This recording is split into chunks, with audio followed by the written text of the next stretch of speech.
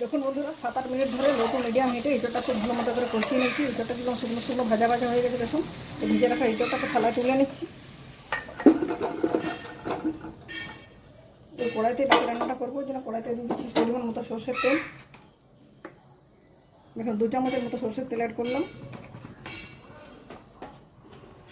তেলটা গরম হয়ে গেলে গরম তেলে দিয়ে দেবো লবঙ্গ, এলাচ আর দারুচিনি। এলাচগুলো মুখটা একটু করে ফাটিয়ে নিচ্ছি। আর দিয়ে দেবো 1 চামচ গোটা জিরে।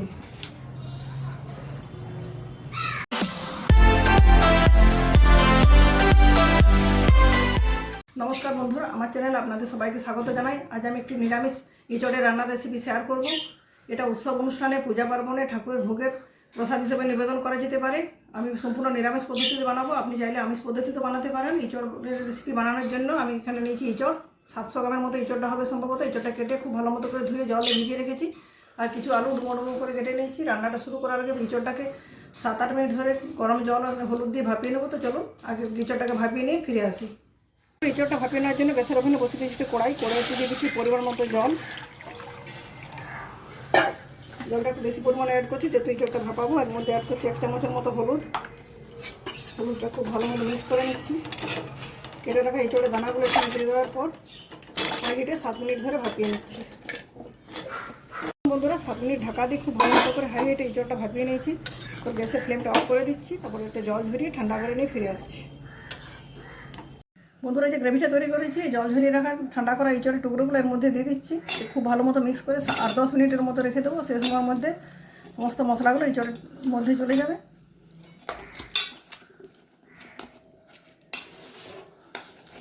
বন্ধুরা নিরামিষ রান্নার জন্য যে মশলার গ্রেভিটা বানিয়েছিলাম তার সাথে ভাপিয়ে রাখা এঁচোড়ের টুকরোগুলো খুব ভালো মতো করে মাখিয়ে নিয়েছি। এগুলো 10 মিনিটের মতো ঢেকে রেখে দিচ্ছি। সেই সময়ের মধ্যে এঁচোড়ের জন্য যে ডুমো ডুমো করে আলুগুলো কেটেছিলাম সেগুলো ভেজে নেবো। আলুগুলো ভাজার জন্য অলরেডি গ্যাসের ওভেনে কড়াই বসিয়ে দিই, তাতে দিয়ে দিচ্ছি সরষের তেল। তেলটা গরম হয়ে গেছে, চলুন গরম তেলে আলুগুলো খুব ভালো মতো করে ভেজে নিই। বন্ধুরা গরম তেলে দিয়ে দিচ্ছি কেটে রাখা আলুর টুকরো। তারপর ওটা ঢাকা চাপা দিয়ে মাঝে মাঝে নাড়াচাড়া করে 7-8 মিনিট ধরে খুব ভালো মতো করে ভেজে নিয়ে ফিরে যাচ্ছি।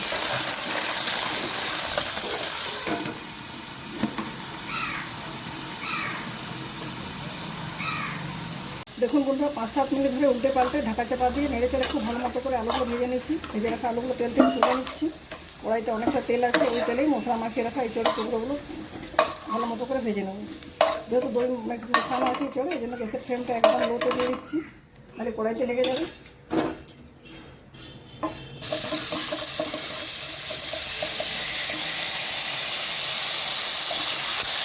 দেখুন বন্ধুরা 7-8 মিনিট ধরে লো টু মিডিয়াম হিটে এঁচোড়টা খুব ভালো মতো করে কষিয়ে নিচ্ছি। এঁচোড়টা কিন্তু শুকনো শুকনো ভাজা ভাজা হয়ে গেছে। দেখুন এই ভিজে রাখা এঁচোড়টাকে থালায় তুলে নিচ্ছি।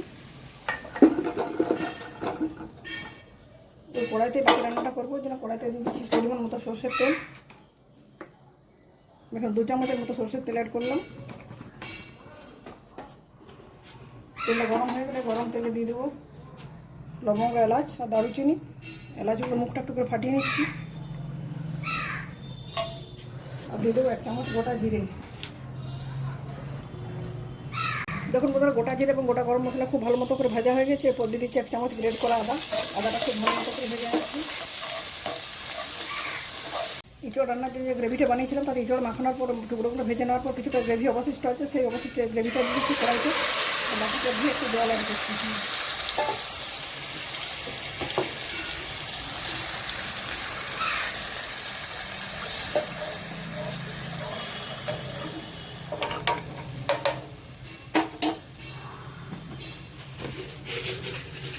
অ্যাড করছি 1 চামচ চিনি, কিছুটা লবণ অ্যাড করবো। তবে সেটা টেস্ট করার পর আগে মশলাটা ভালো মতো করে একটু ফুটে যাক। দেখুন বন্ধুরা গ্রেভিটা খুব ভালো মতো ফুটে উঠেছে। এখানকার ভেজে কষিয়ে রাখা এঁচোড়ের টুকরো আর ভেজে রাখা আলু আস্তে আস্তে অ্যাড করে দিচ্ছি। টেস্ট দেখেছি লবণটা একটু কম আছে, 1 চামচ লবণ অ্যাড করবো। দিয়ে দিচ্ছি আরও কিছুটা জল।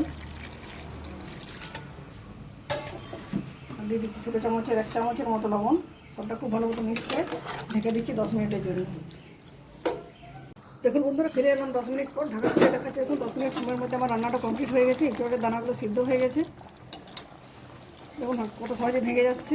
দুর্দান্ত কালারের নিচে এঁচোড় না। এবার কড়াইতে রান্না করেছি, আপনারা চাইলে প্রেসার কুকারে রান্না করতে পারেন। কিন্তু প্রেসার কুকারে কী হয়, প্রেসার কুকারে সিটি দেওয়ার সময় ঠিক মতো বোঝা যায় না, এঁচোড়ের দানাগুলো ভেঙে যায়। তাহলে রান্নাটা ভালো খেতে হলেও রান্নাটা দেখতে ভালো লাগে না। এরপর দিয়ে দিচ্ছি কিছুটা গরম মশলার গুঁড়ো। আর দেখুন নিরামিষ রান্না গাওয়া ঘি দেওয়া বাধ্যতামূলক, দিয়ে দিচ্ছি 1 চামচ গাওয়া ঘি। গাওয়া ঘি দিলে স্বাদটা আবার হাজার রকম বেড়ে যাবে। সবটা খুব ভালো মতো মিক্স করে নিয়ে 2-4 মিনিট আবার রান্না করে নিচ্ছি। তারপর ঢেকে দিয়ে 5 মিনিটের মতো স্ট্যান্ডিং পজিশনে রেখে দেবো।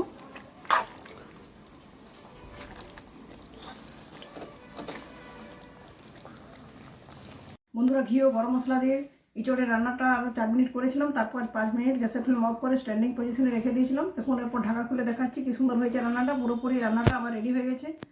আমার রেসিপিটি যদি ভালো লাগে অবশ্যই বন্ধুরা আপনারা এটা বাড়িতে এবার বানাবেন, কমেন্ট করে জানাবেন কীরকম লাগলো। আপনারা যদি ভাতের সাথে খেতে পছন্দ করেন ভাত দিয়েও খেতে পারেন, রুটি পরোটার সাথেও খেতে দুর্দান্ত লাগবে।